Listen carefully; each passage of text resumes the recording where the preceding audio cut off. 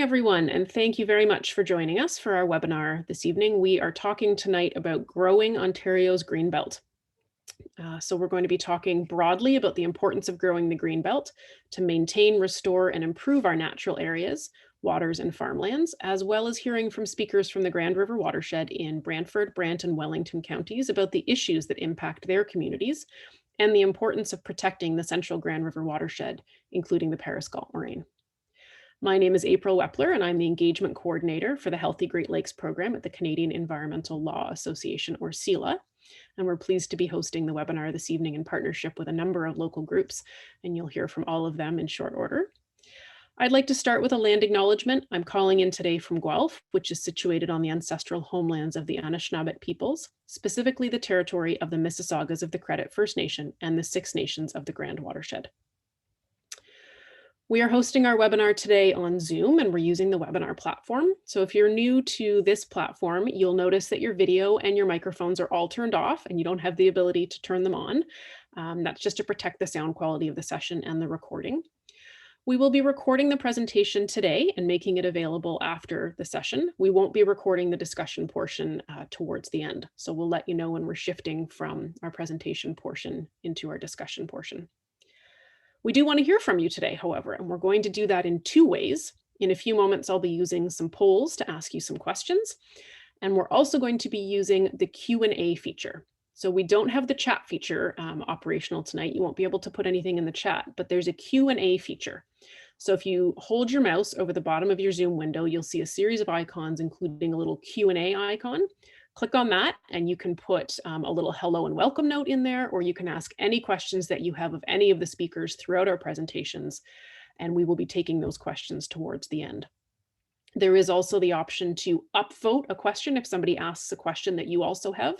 You also, as a participant, can comment on someone else's questions if you have an answer. So we might have some conversation happening in the Q&A, but we'll also be answering a lot of those questions live towards the end of our time today. Maria, can you go ahead one slide, please? Thank you. So in a moment, I'll be passing the microphone over to Teresa McClenahan, who's the Executive Director here at CELA, to give us a bit of an introduction, and then we'll introduce each speaker as we go through their presentations. Just before we do that, I'm going to start with a couple of poll questions so we can get a sense of who is on the line with us today. So the very first question that we would like to ask is, what sector do you represent? So you should have a little polling question up on your screen right now, and you can click on what sector you are representing today. And we have an other category there in case we've missed the sector that you might be in. I'm going to give people just a few minutes to answer, a few more seconds to answer that.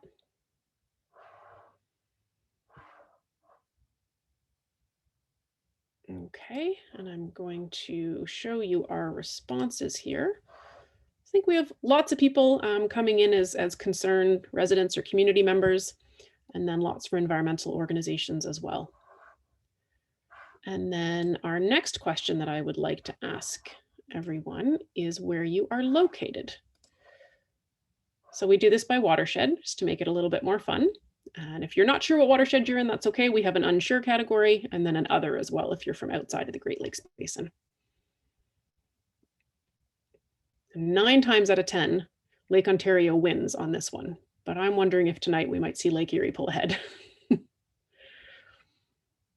So give this just a couple more seconds for people to weigh in.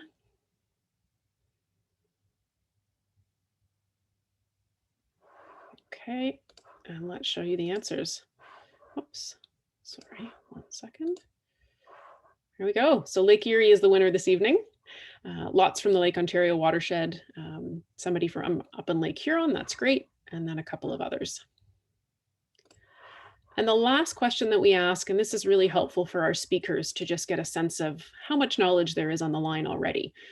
So if you can just give us a sense of your knowledge about today's webinar topic, that's helpful for us.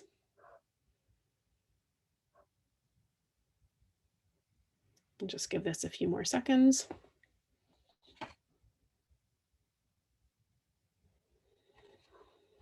Okay. Yeah, So more than half saying somewhat familiar, but looks like lots of people with quite a bit of knowledge about this topic. So that's wonderful. All right, we're going to pull those polls down. And I believe that's all I need to tell you before we get into the content of the webinar. So I will pass the virtual microphone over to Teresa. Maria, you can go forward one slide. And Teresa, you can unmute yourself and come on camera if you'd like. Great, thank you, April, and welcome everyone. I want to thank you for joining us tonight on this discussion about the provincial consultation on growing the Greenbelt, and just say a word about the Canadian Environmental Law Association. Some of you will know us because we have worked with citizens groups in this area. I myself am joining you from Paris tonight, where I and my husband and family live, but our clinic is an Ontario-wide specialty legal aid clinic and also a national NGO, and we're just over 51 years old now. And one of the things we really value working on is access to environmental justice as one of our priorities, and participating in environmental decision-making is a really crucial piece of access to environmental decision-making. And public legal education is part of our mandate as a legal clinic, as it is with all of the legal clinics in the province. So this kind of session, like we did in 2015, although in that case it was usually in person, around the Greenbelt is something that it's really important for us to do again tonight, and to focus on how the Greenbelt is relevant to other areas of our interest and yours, like protection of fresh water and drinking water, natural heritage, and so on. So we really value your participation tonight, and I'm hoping to learn quite a bit as I listen to the rest of the symposium. So I'm going to pass it over to my colleague Anastasia Lintner, and Anastasia directs our Healthy Great Lakes program and is a senior environmental lawyer with a deep expertise in freshwater protection. So thank you, Anastasia. And thank you, Teresa. And just while Maria is doing a little stop share, then reshare the other presentation, I am going to do a really quick run through of the legislative framework for the Greenbelt, a little journey of where we've been and where we are now. And this slide deck is going to be available on our website. So as I move through it quite quickly, it's going to be available for you. And what I want to do tonight really is three things. I want to answer the question, what is the Greenbelt? What happened in the 2015 review of the Greenbelt plan, and what's happening now. And Maria, you can, once you get it started, you can move ahead to the legislation. What we have in Ontario is a piece of legislation called the Greenbelt Act, and it does a few things. It defines the Greenbelt. It defines what the Greenbelt area is. It defines what the Greenbelt plan is. It defines what the protected countryside is. You can go ahead one more, Maria. And it establishes a Greenbelt plan and a Greenbelt Council that advises the government on everything to do with the legislation. And it outlines some provisions for what happens if there are conflicts and what needs to be done in terms of conforming. And if you want to go to the next slide, under the Greenbelt Act, there's also the ability for the Lieutenant Governor and Council, which I've loosely here called Cabinet, to designate in a regulation, which was done in 2005, what the area, the Greenbelt area is. And then Lieutenant Governor and Council can also amend that designation. They've done that so far in 2013 and again in 2017. And this Greenbelt area must always include the Oak Ridges Moraine area and the Niagara Escarpment, and have a plan of boundary for the protected countryside. And in the legislation, the Greenbelt area cannot be reduced in total size. And the next slide, please. The legislation provides for a Greenbelt plan, which contains a number of items, some policies, land use designations, such as the agricultural system and the natural heritage system. It speaks to coordination of policies across different decision makers around land use. There are some prohibiting and restricting of uses types policies, and there are policies related to land and resource protection. And the legislation also speaks to how land use decisions are set to these legal standards of having to conform with the Greenbelt Plan and certain actions that must not conflict with the Greenbelt Plan. And next slide, please. The legislation also mandates the review of the Greenbelt Plan every 10 years. So a regular review is conducted and the government of the day determines if there will be any revisions to the Greenbelt Plan. The legislation outlines who needs to be consulted, and it also provides that there must be an opportunity for the public to participate. And then there's the discretion to amend the Greenbelt Plan with respect to the protected countryside. Next slide, please. So what happened? Well, in 2015, the Greenbelt Plan was first established in 2005. So in 2015, the legislated required review began. And you can go to the next slide. We saw the government determined that given that there were these 4 provincial plans, the Growth Plan, the Greenbelt Plan, and then the prior existing Oak Ridges Moraine Conservation Plan and the Niagara Escarpment Plan, there were 4 separate registry notices on the Environmental Registry under the Environmental Bill of Rights, so that the public could have their say on reviewing each of these plans and how they might work together. And an advisory panel was established.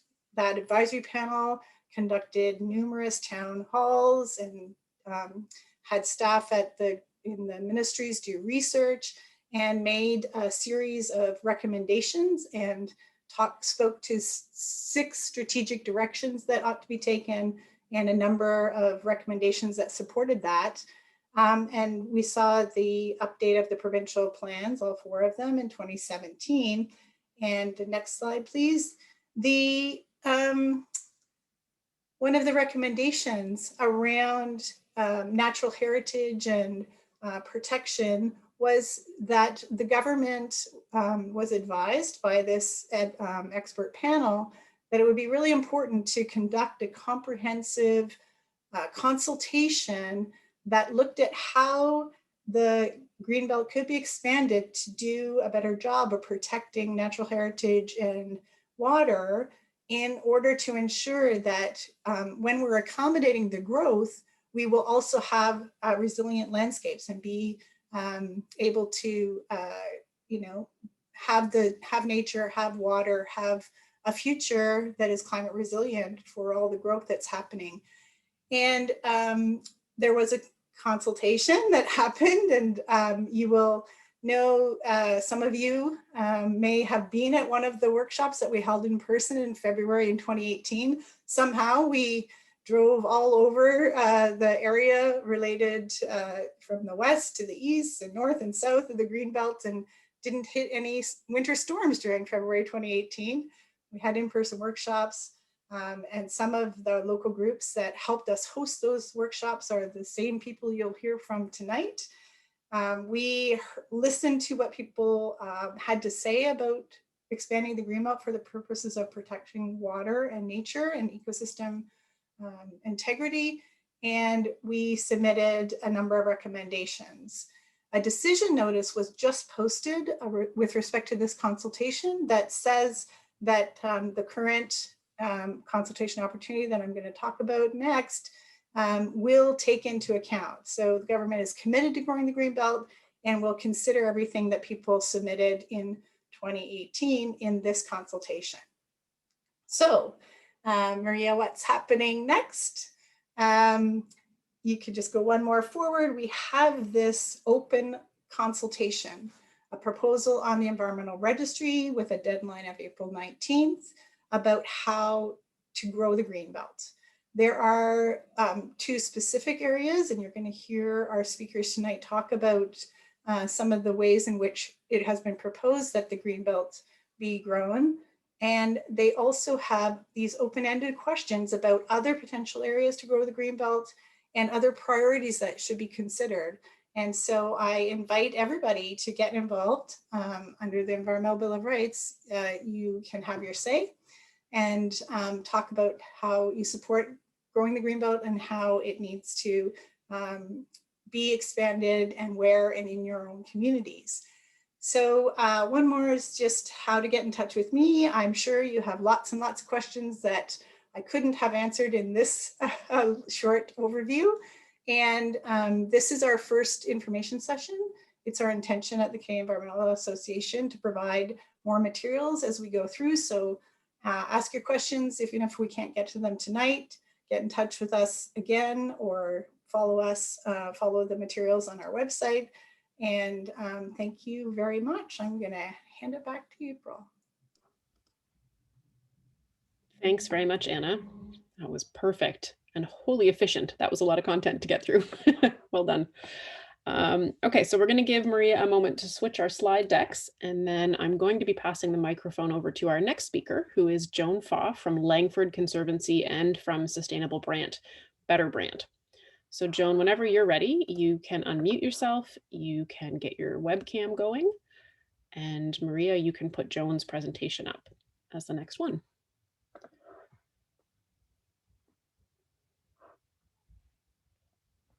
Just give that a second to get up and going.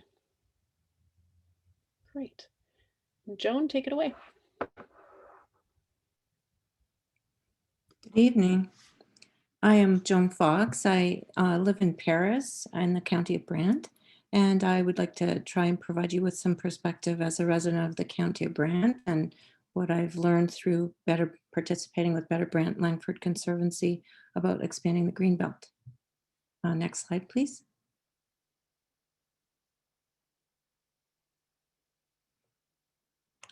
A big issue in the County of Brant and broadly within Southern Ontario is that development risks affecting the natural and agricultural systems. We have large areas that are unprotected by the Greenbelt, and one of those notably is parts of the Grand River watershed. In light of the climate emergency ongoing, we need to grow in a sustainable way and recognize that while Southern Ontario is growing and the province has set up targets for that growth, we do need to make it a top priority to protect our water, our farmland, and natural heritage for future generations. Next slide, please.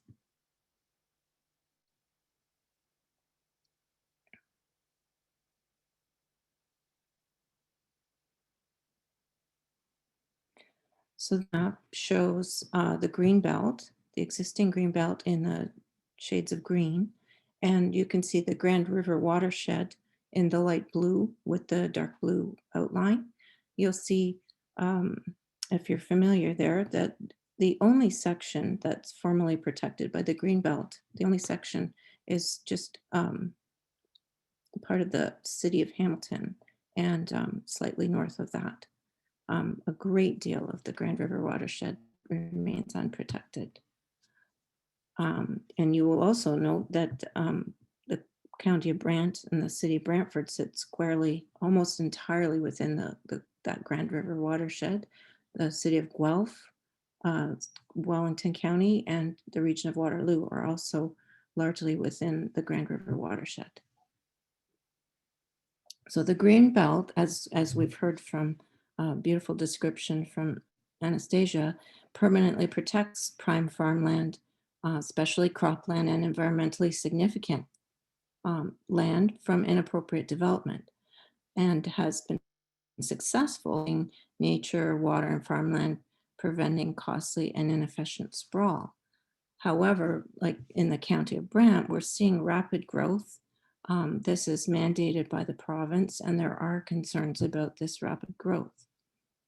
The lack of protection has resulted in the County of Brant, from personal experience, has resulted in leapfrog development with speculators buying up farmland. And this has pushed up the cost of land. So this encourages farmers to leave the land because they maybe can't afford to take over the land. It reduces the ability of new farmers to access land because they simply can't afford it. And what's also happening is municipalities receive applications from developers, and that puts pressure on them to develop farmland. Another piece that's been missing is meaningful consultation with First Nations, the inclusion of 6 nations of the Grand River and Nuggets of the Credit in this current consultation. Next slide, please.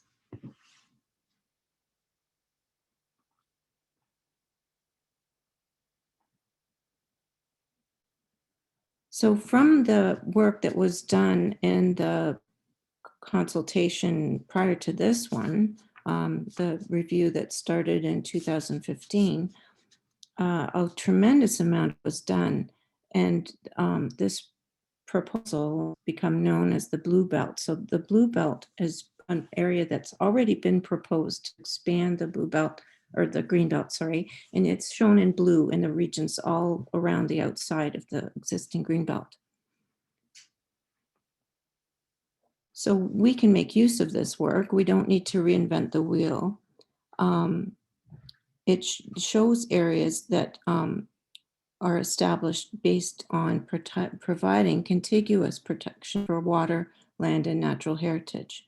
So we wouldn't necessarily have what we have now, where the Greenbelt just stops at the boundary of the city of Hamilton, for example. What we would look for would be protection of the Grand River watershed. Next slide, please.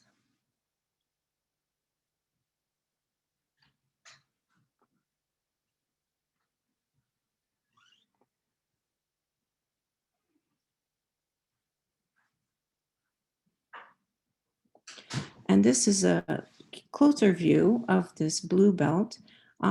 So you can see there, this is centered on kind of the county of Brant and Brantford, but it also shows the boundaries of moraines with the black sort of gently curved lines.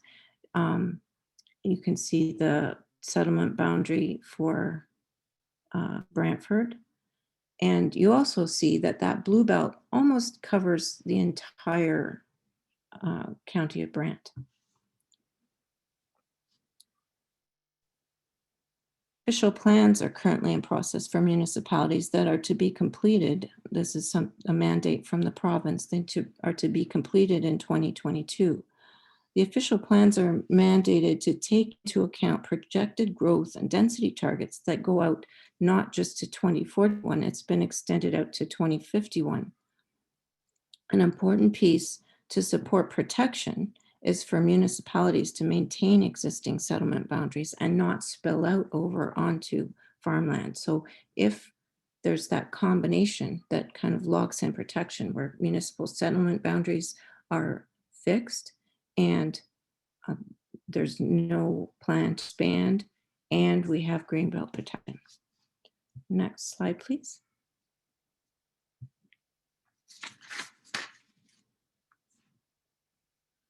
Probably the most difficult thing about this presentation was to make it brief.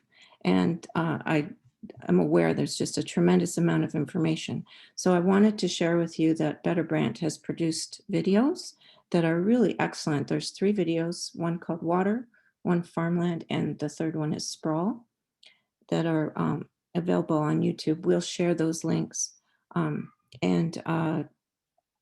Each one is less than 5 minutes. So they're really a quick watch. It gives you a lot of more information. And they are posted on our Better Brant Facebook page. I just wanted to add that it is very important to write to your elected representatives, as well as submitting a comment to the province to let them know you support expanding the Green Belt.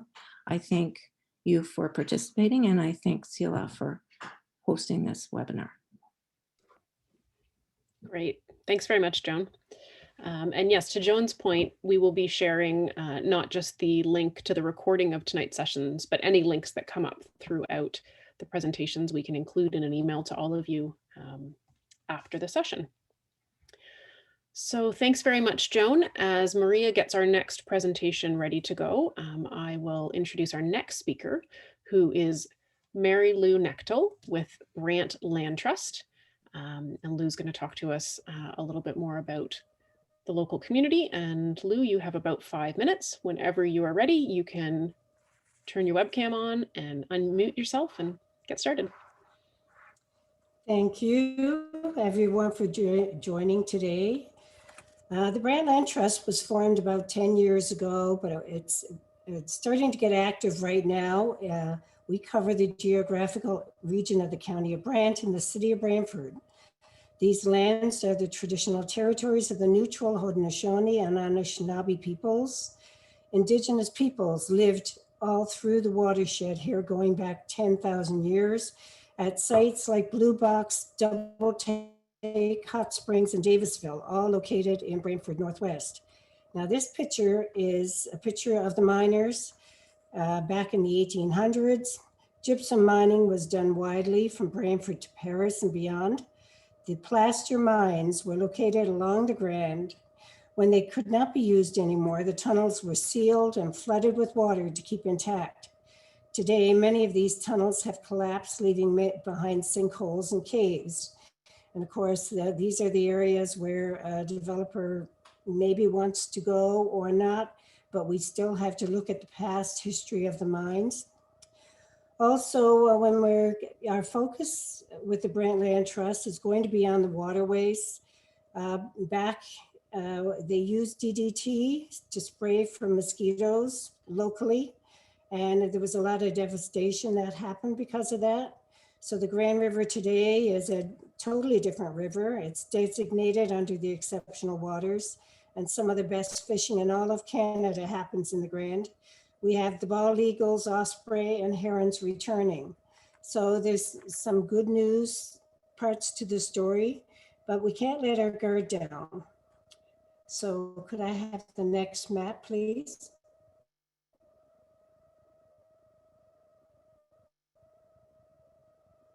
Next slide. Okay, this is a map of the moraines. You can see there's an X on this map. That X is where there's a Tufa Mounds Earth Science ANSI. It's located on private land in the Northwest. It was done as a result of a peer review done in 2004. So this tufa is a form of limestone, calcium carbonate, and is a mineral precipitate deposited by mineral springs, hot or cold. It's associated with springs, seepages, and geysers, where water enriched with calcium carbonate emerge at the surface. Brantford and Paris area contained important aspects of the same features. Areas with the presence of this karst features are also considered hazardous sites under the PPS. Daryl Cowell, the geoscientist who identified the ANSI, states that tufa has been seen all along the Grand River slopes throughout Brantford and continue upstream to Paris. So once again, this speaks to the fact of our watershed, the concerns with those watersheds, and the amount of building which is scheduled to happen in the Brantford-Paris area. Next slide, please.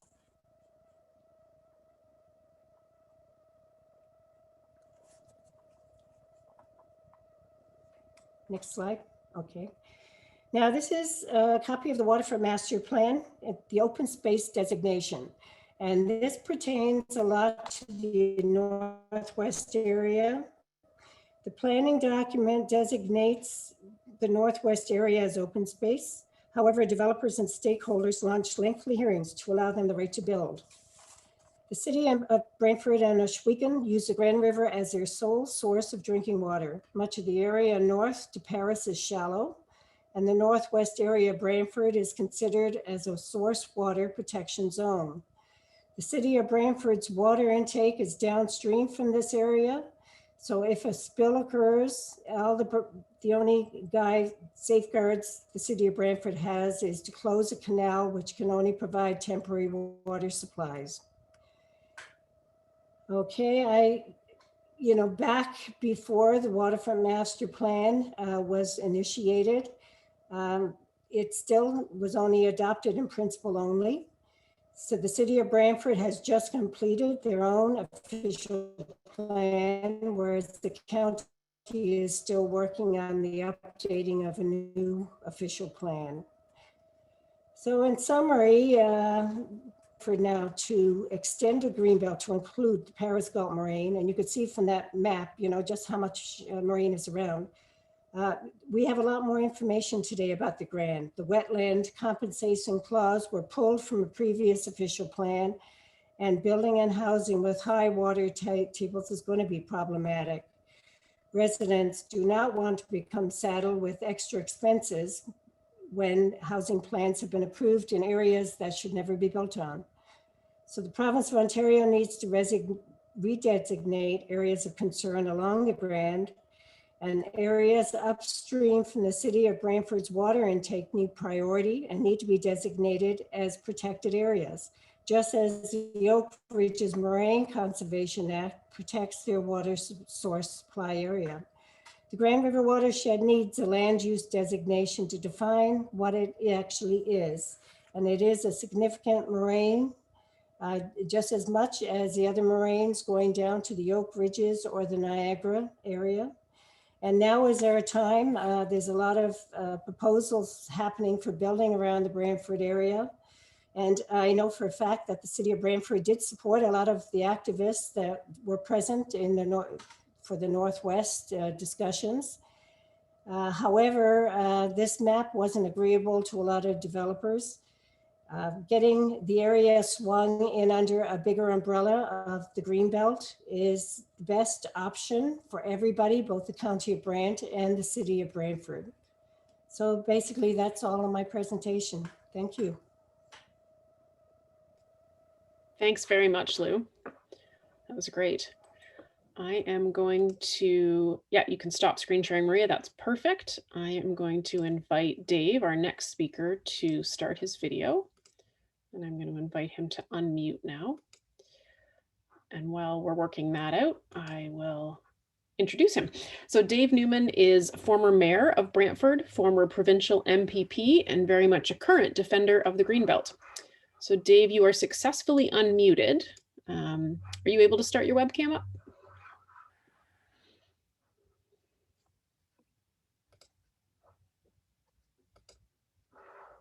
Here we go. There you go. Great. Thank you. So, good evening all, and thank you for this opportunity. My short talk is divided into 3 sections. And being a historian and a teacher of history, I know we have to learn from the past. So I'm going to go from past, present to future. Understanding and learning from the past. At one time, oh, and I should mention that I live in the Grand River Valley, and it was already mentioned that Brantford takes its water from the Grand River. The other point that I would like to mention is that the Grand River Valley is the largest Southern Ontario watershed, so it is very important. At one time, forests covered most of our river valley. Settlement and growth led to some lands going barren. Increased frequency of droughts and low water levels then prompted a need for action. In 1934, at a Brantford meeting of several watershed communities, it resulted in the creation of the Grand River Conservation Commission. And some of the other communities that attended this meeting was Fergus, Kitchener, Galt, Brantford, and Caledonia. And they were all concerned about the low levels of the water in the Grand River. The need to manage the river for flood control, good water supply, and improved water quality led to measures such as the building dams in the north to control the flow and prevent flooding so that it could collect the meltwater and rains in the spring and use it to augment the river flow in the summer. Later, the Grand River Conservation Authority was launched, and with provincial guidance, conservation authorities were formed in most, if not all, river watersheds. Protection of wetlands, preservation of wetlands, and the setting aside of green spaces, parks, and trails followed, much with the leadership of the GRCA. Improved water quality led to return of wildlife and fish species. Longer-term plans were implemented. At one time, they anticipated bigger urban growth in the north part of the watershed around the Kitchener-Waterloo area, and a study was conducted to look into the possibility of piping water from Lake Huron across to the northern part of the watershed to handle the water needs of the growth. The concept was rejected, in my opinion, for good reasons. The Grand River has the largest watershed in southern Ontario, as I've mentioned. Now we're to the present. What are we experiencing now, and what can we do to safeguard our future? At the start of this new century, the Ontario government created the Greenbelt around the GTA. It wisely included the significant Oak Ridges moraine in this Greenbelt. At the 10th anniversary review, a proposal was made to include the Paris Gulf moraine, which is as important to our watershed as the Oak Ridges moraine is to the Greater Toronto water needs. So we should be included. I'll give you an example of why the moraine, just a small example of why the moraine is significant. The Grand River flows south towards Brantford past Cambridge. And when it goes through the part of the area that is by the moraine, the temperature of the water in the summertime drops 2 to 3 degrees just by passing through the moraine. And you can imagine how important that is for the species of the fish and for many other reasons why that's important to the quality of the water. Then the places to grow legislation was implemented, but have we really planned properly for the challenges of growth? In conclusion, and this is looking to the future, I have some recommendations to make.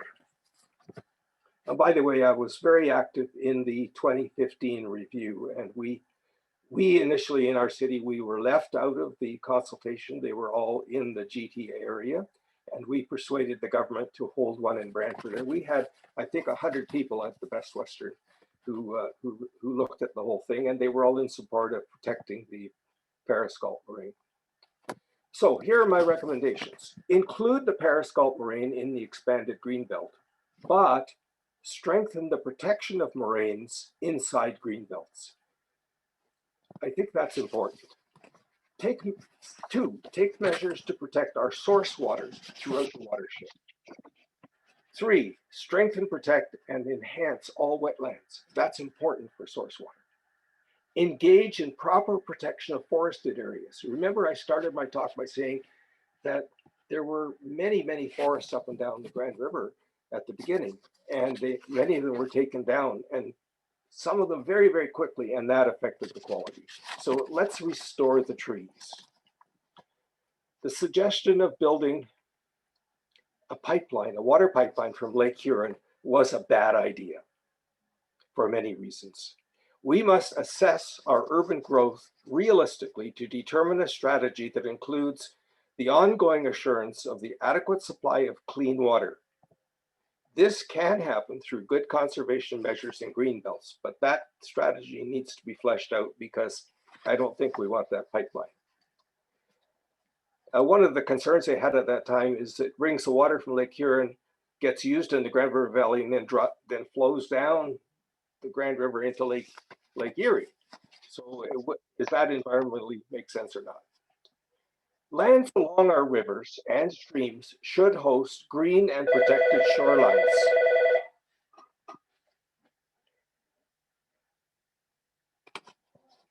So the shorelines through the urban areas in particular should be green all along the riverways and the tributary streams.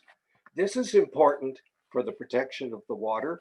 It's also important for the protection of the wildlife, because these greenbelt areas along the waterways that are close to the shore of the river and the tributaries are corridors for wildlife. And you know, when we urbanize, we cut off all those corridors and we think of ourselves, we don't think of the wildlife. So here's a way we can help the wildlife, and it's already helping because many communities have done that.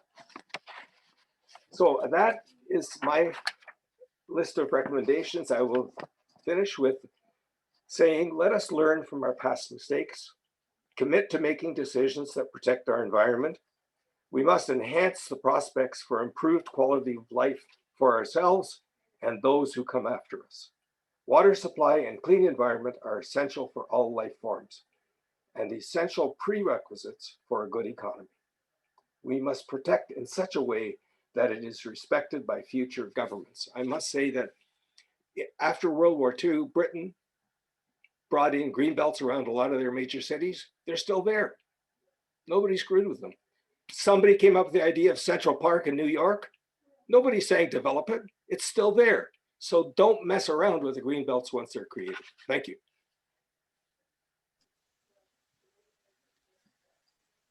Thanks very much, Dave. That was great. Just before I pass the mic on to our next speaker, I want to let people know that you have two ways you can pose questions. We have the Q&A box where a couple people have popped questions in, but I've also reactivated the chat box feature. So if you're more comfortable using the chat box, feel free to put your questions in the chat. We'll watch both places for questions. You can put those in at any time and we'll address those at the end of our time today. So without further ado, I will pass the microphone to Mark Laferriere, who is, I'm looking at my wrong list here, sorry, Councillor for Ward 2 with the County of Brant. Go ahead, Mark. Thanks so much, April, and thank you, Dave. Dave was an MPP, a mayor, and a municipal councillor who worked on these issues tirelessly for many, many decades. And yeah, just wonderful to hear him speak about these things. And I couldn't agree more. I also bring some greetings from some folks that Dave served with, Councillor Brian Van Tilborg, who is a Brantford councillor who introduced me to most of these issues and probably half the people on the call. And Councillor Cheryl Antosky, well-known and well-renowned in our community environmentalist from the City Council. However, both of them couldn't attend because they have an estimates meeting tonight in the city. I also bring greetings from Councillor McAlpine, Ward 1 in the County of Brant, and Councillor Bell, who are both on the call. And Councillor Bell is one part of Paris. I represent another part of Paris, and Councillor McAlpine represents mostly the St. George area. Bob Jonkman's on the line. I saw him, the Green Party candidate of record for Brantford Brant. There's Jim Harder from the Grand River Council on Aging. Duncan Ross from the Brant Waterways Foundation is also on this call, as is Jennifer Boyer, who's a staff member from the County of Brant, who's doing an amazing job organizing so much of our new official plan process in the county. And I see Milan Novakovic, who is one of the top staff to Will Bauma, who's our MPP, who also happens to be the parliamentary assistant to the Premier. So on the call today, you have a lot of folks who are very involved listening to what we have to say here. And I think that's a really good sign. I mean, with Milan there, you have literally somebody who's an arm's length from the Premier listening in on this call. And I think that should be commended because I think that's an important part of governing. So what I want to talk about is more along the lines of what folks can do in response to the community consultation. And I think there's a couple of different things people can do effectively. One of them is to connect with both levels of government on this. Right, so I'm a two-time NDP candidate previous to entering municipal politics. Dave Newman served as a Liberal MPP. And you know, Milan's here representing the MPP's office, who's a progressive conservative member. And I think something that, and there's a Green Party candidate here too. I think something that's really important is that to remember that this government, though there have been a lot of things that have, I've put motions to council that are against some of the policies of this government. They also have changed their minds several times, and they've changed their minds several times because of consultation. Right. So there's been many times where they said, look, this is what we're proposing. And there has been some flame and some fire from the communities on these issues, and they have backed down and changed their minds. Even this expansion of the Greenbelt, if you think about it, this comes 2 months after I think 7 members of the Premier's own Greenbelt Committee resigned in a mass resignation. So, you know, there's something to be said about that ability to change course, to listen, that I don't think this government always gets credit for some very obvious reasons sometimes, but it has happened several times in this term. And I think that provides a lot of hope. The windows for consultation are shorter than I'd like. You know, I wish there was a policy, and this isn't just about this government, but all provincial governments. I wish there was a policy that things like this, actually, we would have, you know, 2 to 4 cycles of council for municipal input, because sometimes we get these consultation periods that come up, and we have literally 1 council meeting in between because the timing of whatever week they set it, they opened it. We have 1 council meeting to kind of get everything together, and I'll talk about that at the end of my presentation. And then it's closed before our next meeting can do follow-up. And that isn't always a great way for municipal governments to interact with the province in a democratic way. So that's something to consider too. But I think another thing that folks can do on top of contacting their MPPs and their municipal members of government is we need to break the myths about the Greenbelt, and we need to do this person to person. It's not a partisan issue. The Harris government set the stage for the creation of the Greenbelt with the Oak Ridges Moraine Conservation Plan in 2001. The Liberals rolled that with that momentum into the Greenbelt in 2005. Ford government's looking at expansion. The Greens have been pushing for the protection of the Periscalt Moraine, and I know I've been talking to Mike Schreiner for years now about this, and helping in a small way with some consultation between him and many others on that. And the NDP have been supporting that plan as well. Farmers, there's another myth that farmers do poorly in the Greenbelt. Actually, that's not true at all. Farmers tend to actually do significantly better if they're part of the Greenbelt. And I know this from when I was knocking on doors in rural communities. There's a lot of myths that, you know, if we expand the Greenbelt further and further, then, you know, farmer won't be able to build a shed on his property or expand his farm operations, or have an addition to his house if he's hoping his kids will stay and live with him, and things like that. And that's just not the case, right? And a lot of times when there are planning issues in the way of some of those things, it has nothing to do with the Greenbelt. It's just other planning issues that are other parts of policy. And that has to really be confronted. Because whether by accident or on purpose, over the course of a decade plus in my community, I think there are a lot of very active myths about the Greenbelt. Something to remind folks as well is that from 2005 to 2014, no farmland was lost in the Greenbelt. In the same time frame, 7,500 hectares of farmland in the Greater Golden Horseshoe were lost to development and urban expansion. So that's something we need to talk about. Also, something I'd like you to do is try to convince your elected municipal leaders to join a group I'm part of, which is the Municipal Leaders for the Greenbelt. And they can look into that and take the pledge at greenbeltleaders.org. So I'll put that link in chat. I think really it's important to convince people at the municipal level that they have a role to play in this provincial policy, and that they can be advocates and stewards for that. March 23rd is a really big date for us here in the county. The County of Brant Council will have a report to us from staff on March 23rd about this Greenbelt expansion proposal from the provincial government. People can view that live along with us. They can also go to our YouTube page to do so, and you can watch it afterwards as well. And also at that meeting, I'd just like to mention this, I'll be moving a motion, and the reason I wanted to bring this up is it's an environmental motion, but it actually started at a Municipal Leaders for the Greenbelt meeting almost 2 years ago. And that's a part of the importance of something like the Greenbelt. It brings people who have environmental persuasion, who are elected leaders, together to talk about ideas, to brainstorm, to help break myths, to communicate better with folks about the importance of some of these issues. And I remember sitting next to James Gordon, the councillor in Guelph, not the commissioner in Gotham, but the councillor in Guelph, and chatting about this idea of the Blue Box Fund. So basically the idea is in 2025, 2026, Blue Boxes are being uploaded, their costs are being uploaded to corporations and away from municipalities, which our staff estimates in our small community would be a savings of $250,000 to $300,000 a year.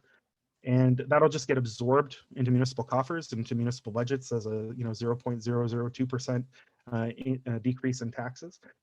And the idea that we fleshed out at this Greenbelt Leaders piece was basically keeping that savings in environmental services, creating an environmental fund which would provide yearly opportunities to fund important and hopefully innovative environmental projects without raising taxes, right? So taking the money, instead of having it be just absorbed back into budgets, taking the money from savings that we're going to see and keeping it towards working towards the environment, which works hand in hand with things like this. So all of that is coming to council March 23rd in our neck of the woods. So it'd be really, really wonderful if people can engage with that, and then engage with our councillors, engage with Milan and his office, Will's office, and the other MPPs, because there are other MPPs who also represent the county of Brant in the Cambridge area and in to the south of us as well. So really put that pressure on, do it respectfully, but put that pressure on and see if we can get more and more out of this for the betterment of the environment and for future generations. So I think I went over my time. I apologize for that, but thanks so much for putting this on and for the 60+ people who are here today. Thank you very much, Mark. And no, you were fine on time. That's okay. I really appreciate some of the sort of specific calls to action that you outlined for people. That's really helpful. So at this point, I am going to pass the microphone over to Mike Marcolongo, who is with Protect Our Moraine. And Mike, did you want to go ahead and share your screen so we can see your deck? Okay. Sure. Let me just pull it up here. Sure.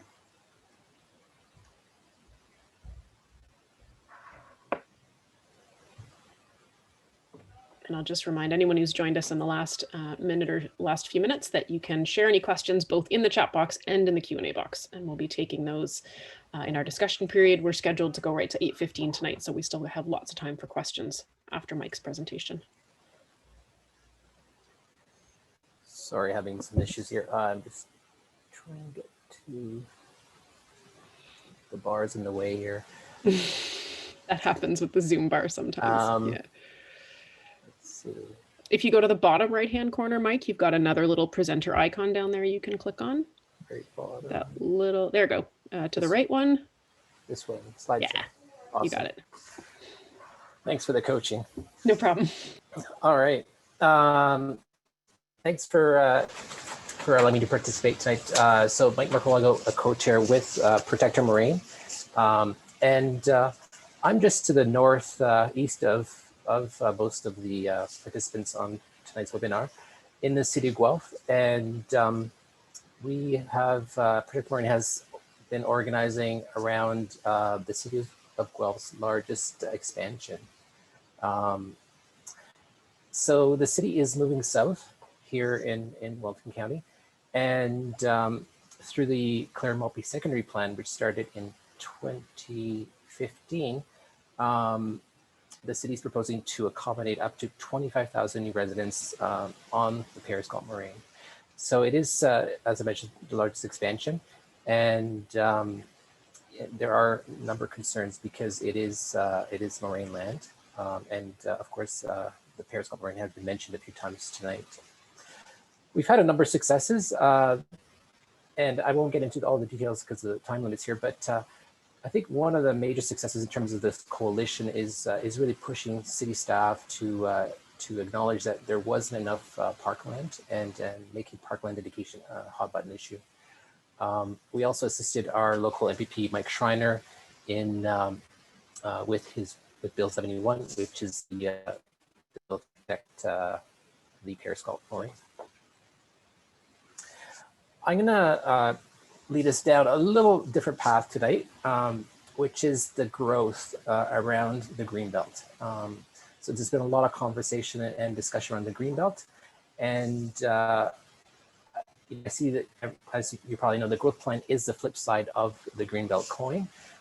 Both were enacted initially in 2005. One dictates growth, and the other one dictates protection. I took a map here from a schedule from the from a Places to Grow report from 2019, and what you'll notice here is I did a big red circle around the GTA communities that are dependent predominantly on lake water. What makes this unique on the west side is the majority of the communities, with the exception of Brantford and Six Nations, is we are dependent on municipal groundwater or private wells. And so I think our DNA is different, and I think maybe our motivations for Greenbelt are also different for that reason. But back to the Places to Grow Act, I did highlight a couple interesting statistics here, just in terms of intensification. So a minimum of 50% of all residential development that will occur in our growth centers between essentially now will be within that delineated built up area. So the purple zone, as well as the yellow growth centers. And further to that, the growth centers or the yellow dots, those are essentially the downtowns, have a much higher target. So 200 residence jobs per hectare for Kitchener and Waterloo, and 150 residents and jobs for downtown Guelph, downtown Brantford, and downtown Cambridge.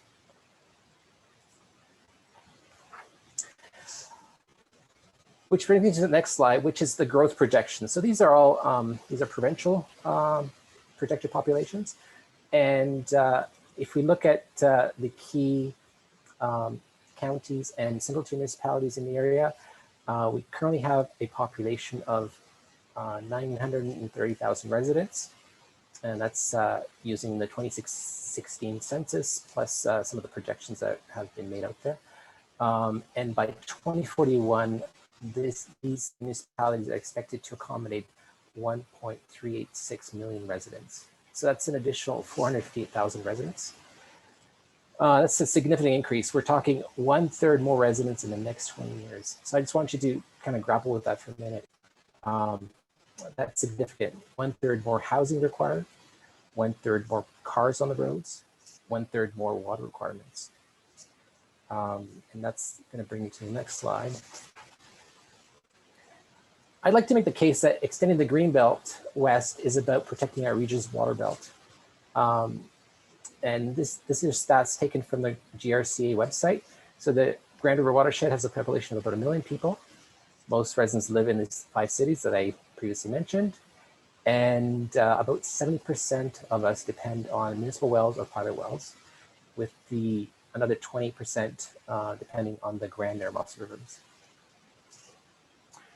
And again, the Periscott Marine was mentioned. It is the kidney for our well and municipal water systems.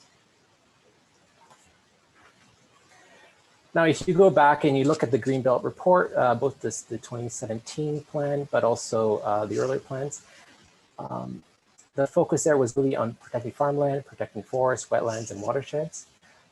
If you do a word search, you'll find that agriculture comes up 48 times. Groundwater only comes up 14 times. I think our DNA in terms of Greenbelt is different, and I think we really need to make the case for that as we move forward. So in terms of what's next, I won't belabor the point, but it's been highlighted. March 23rd, the county's submission to the province will be shared by staff with council. I really encourage you to participate in that process, to influence that conversation, and also to spread the word and participate yourself or with your not-for-profit in that in the consultation. Let's also develop allies. This is a long game, and it's been mentioned around the growth planning exercise that the county is undertaking. So that's the municipal comprehensive review process, and essentially planning to 2051. I encourage you to participate in that as well. We really need to meet our intensification targets if we're going to protect our agricultural and rural areas. Some municipalities are meeting their targets. The city of Guelph is doing a pretty good job. The city of Hamilton is not, unfortunately, at this point, meeting its intensification targets. And yet, at this point in time, my understanding is they're asking for boundary expansions. So let's keep our local officials committed to meeting those intensification targets and to protecting our ag lands and our natural environment. Thanks. I hope you found this useful. Thanks very much, Mike. That's really helpful context. Appreciate that, and reiterating some of those calls to action as well. Maria, if I can ask you to put the slide deck back up that we opened with, and you can go to slide 4, where we have some of those calls to actions, just as reminders for people. So while Maria is getting that deck up, I'll just remind everyone, as I said in the chat box, we are going to 8:15. So don't worry, we're not wrapping up right now. We've got some time for some discussion. So before we move into our Q&A, yeah, so just a reminder here about what you can do. So you've heard a number of our panelists already speak to these in detail, you know, talking to your municipal planning department, your mayor, your municipal councillors, contacting your MPP. We have the link here to the consultation, and I will pop that into the chat as well, so everyone has that. And I think it was also stated that, you know, this consultation period is open until April 19th. So this is a first conversation we're having here this evening. CELA will hopefully be hosting a few others of these conversations in different communities. We also have an action alert page that we've created on our website. And as we develop more resources, we will certainly be sharing those there. I'm sure all the groups that spoke tonight are also going to be engaged in this process in different ways. So you can talk with them about those pieces. Maria, next slide, please. Thanks. And so if you are looking for more information about this, you know, I gave you the action alert page that you can check back to see as we're developing resources, but my email address is also here. Our social media feeds are here, so you're welcome to get in touch with us. So at this point, we are going to move into the discussion portion in just one moment. So please stay on the line. I'm just going to be pausing our recording at this point. So just one moment.